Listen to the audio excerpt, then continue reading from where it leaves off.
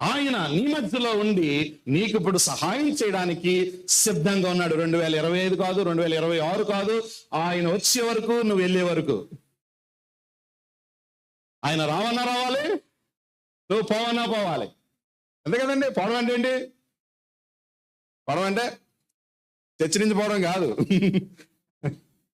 మట్టికి మట్టి, పరవాసులు ప్రభువా పాట పాడాలన్నమాట. అదేంటంటే కొత్త సంవత్సరం పరవాసి ప్రభువా పాట పాడతారు.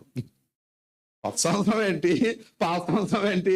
ఎప్పుడైనా కూడా మనం పాట పాడుకోవడానికి ధైర్యం ఉన్నది ఓన్లీ ఒక్కడికే ప్రపంచంలో, నిజంగా రక్షించబడిన వాడికి. ఎవరికి లేదు. మరణం గురించి మాట్లాడాలంటే only one and only one ఎవరో తెలుసా? ఈ జెన్యూన్ బిలీవర్ అయితే వారు మాత్రమే చనిపోవడం గురించి ధైర్యముగా మాట్లాడగలిగిన వారు.